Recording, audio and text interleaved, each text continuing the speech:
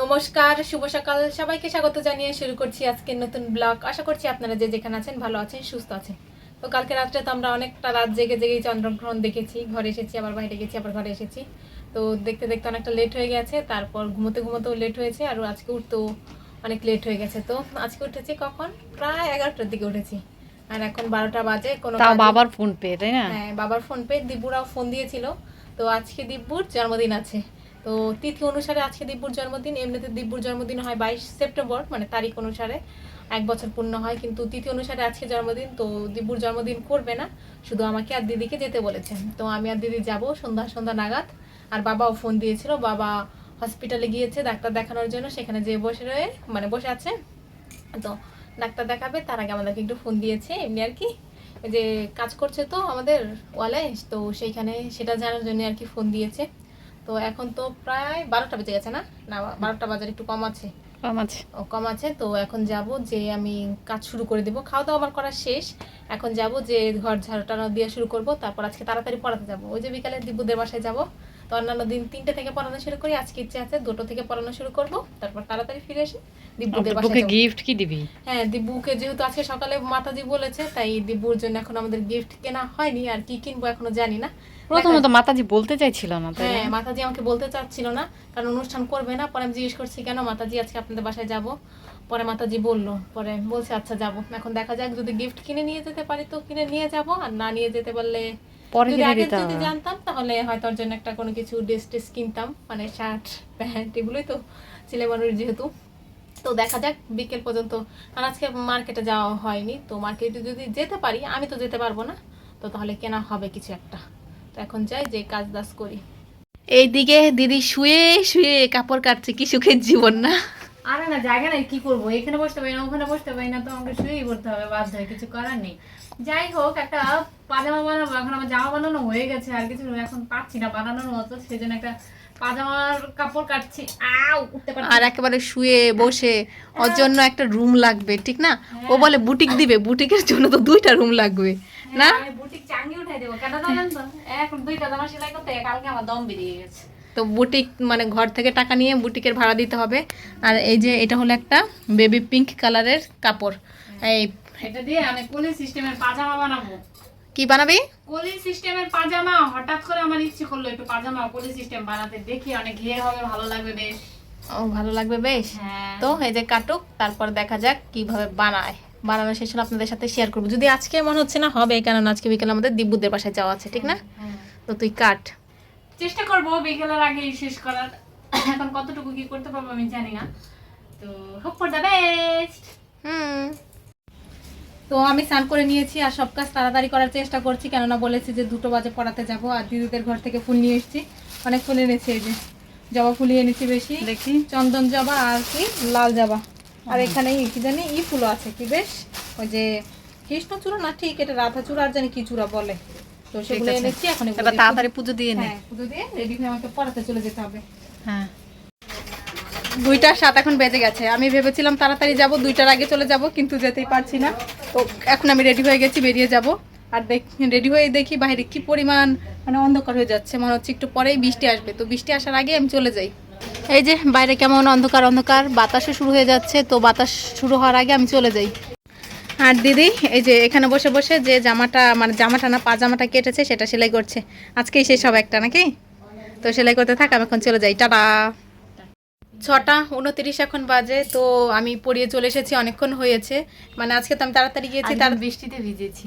তাড়াতাড়িও চলে এসেছি। আমি ভেবেছিলাম এসে দেখবো দিদি রেডি হয়ে গেছে, কিন্তু রেডি হয়নি। আমি আসার পরে রেডি হয়েছে। আর মা যে আজকে জমিতে গেছে, সেখান থেকে এখনও ফিরে আসছে না। সেখানে যদি ফিরে আসে তাহলে আমরা চলে যেতে পারতাম। আর মাতাজি আমাকে একবার ফোন দিয়েছিল, জিজ্ঞেস করেছে আমরা কখন যাব। পরে বললাম মা আসলে যাব। এখন মা আসতে লেট করলে আমাদের যেতে লেট হবে, তখন মার জন্য ওয়েট করছি। মা যদি আসে আমাকে একটু করতে হবে, লিপস্টিক আর টিপটা পরতে হবে। তো মা আসার আগে আমি রেডি হয়ে যাব, আর মা আসলেই সঙ্গে সঙ্গে আমরা বেরিয়ে যাওয়ার চেষ্টা করব, আর তাড়াতাড়ি ফিরে আসারও চেষ্টা করব নাকি। আর দিদি গেছে ঘরে তালা লাগাতে, কেননা ও তালা লাগাতে ভুলে গেছে। তো এখন লাগিয়ে দিয়ে আসছে তালাটা। 7টা 3 এখন বাজে। মা কেবলমাত্র বাড়ি এলো, আর আমি তো রেডি হয়ে গেছি, এখন বেরিয়ে যাব।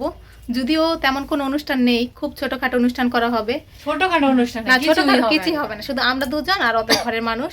তো আর আগে গেলেও পারতাম, এখন আমাদের জন্য ওয়েট করছে, তো দেরি না করে বেরিয়ে যাই, ঠিক না? তো তাড়াতাড়ি চল বেরিয়ে যাই, দিব্যুর আমাদের জন্য ওয়েট করছে। আর দিব্যু তো মনে হয় পাগল হয়ে গেছে, তো তাড়াতাড়ি চল।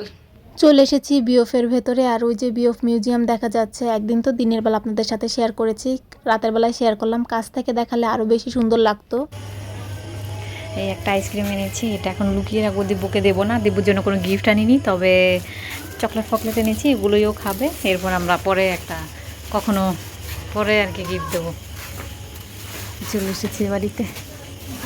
আমরা যে দেখি যে দীপুদের বাসায় মানে বিল্ডিংয়ে যত বাচ্চারা ছিল তাদেরকে ডেকে নিয়ে আসা হয়েছে, আর তারা সবাই নাচানাচি করছে। এই যে দিব্যও নাচানাচি করছে আর বলছিল যে নাগিন গান ছাড়ো, নাগিন গান ছাড়ো। তারপরে যে সবাই বাচ্চারা মিলে খুব নাচানাচি করছিল।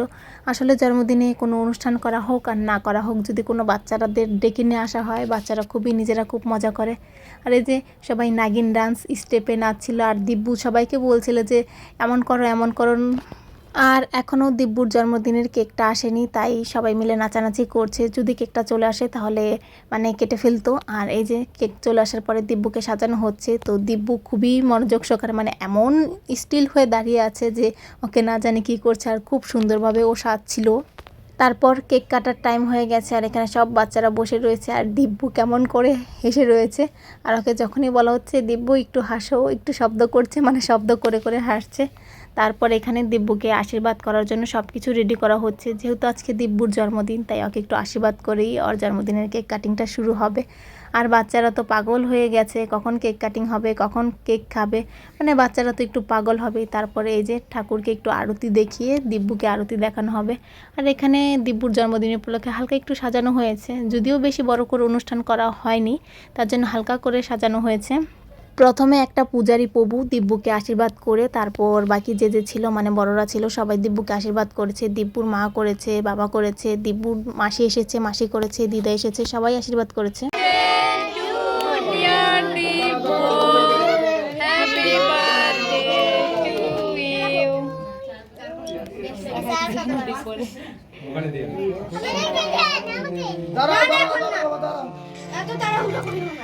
কৃষ্ণ কৃষ্ণ হরে হরে খাওয়া দাও মুখে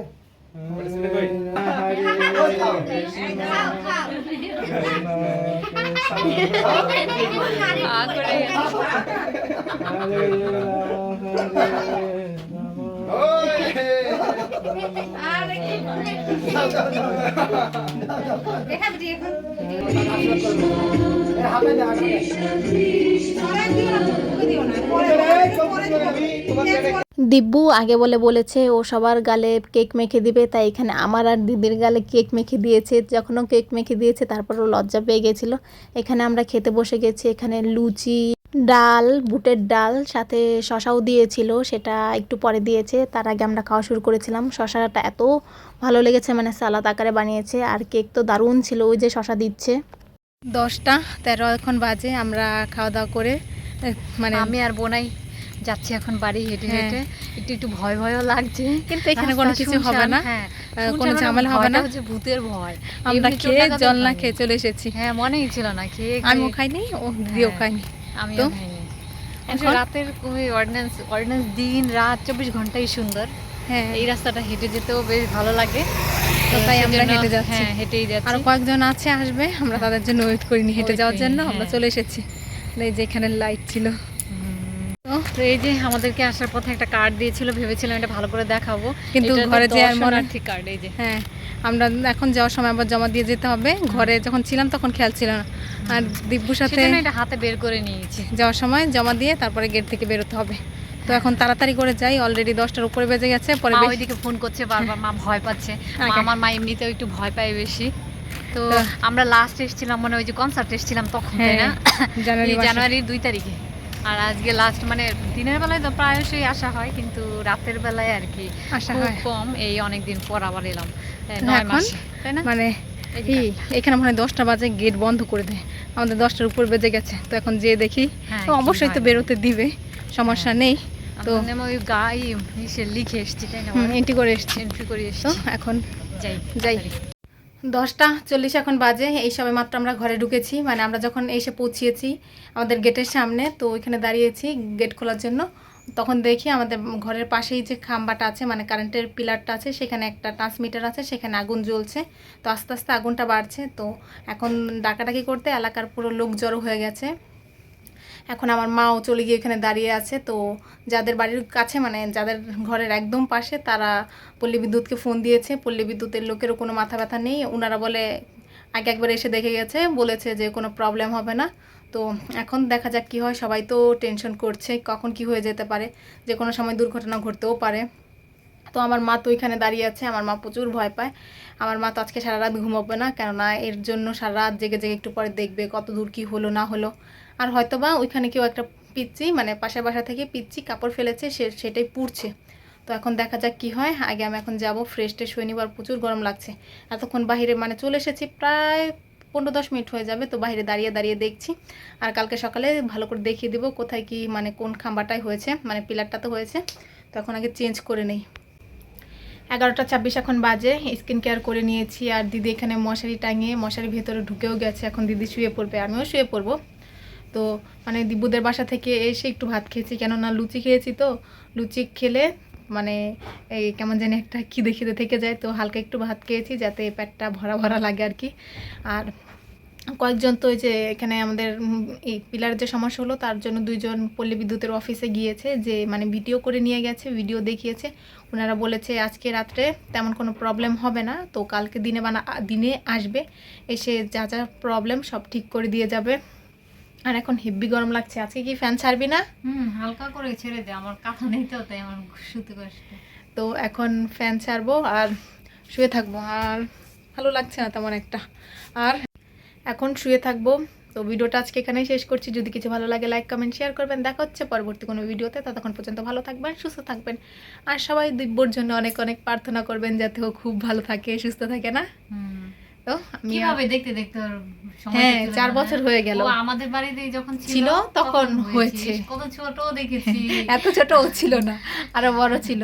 আর তো এখন কত বড় যখন ও হয়ে একেবারে গেছে। ছোট ছিল, তো শীতের সময় যখন এসেছে, মানে ওর মারা যখন বাড়ি থেকে এসেছে, তখন ওকে আমরা কোলে নিয়ে বসে থাকতাম, ঠিক না রোদে? হ্যাঁ, কোলে আর নিয়ে ও বসে থাকতাম। আমাদের সঙ্গে খুবই ইয়ে করতো, তাই না? হ্যাঁ, আর আমরা যখন কখনো বাড়ি ছেড়ে, আর আমরা কখনো কোনো বাচ্চাকে দেখিনি ধুলোবালি দিয়ে খেলতে। হ্যাঁ, ওকে দেখতাম, ও খেলতো কিন্তু নোংরা হতো না, তাই না? হ্যাঁ। কি ভালো লাগতো ব্যাপারটা। ও মানে জঙ্গলে গিয়ে বসে থাকতো, ও কোথায় কোথায় মাটি দিয়ে খেলা করতো, মাটি দিয়ে মুখে চোখে মাখতো, কিন্তু তারপর ও না নোংরা হতো না। হ্যাঁ। ওকে দেখতে খুবই মানে অন্যরকম লাগতো।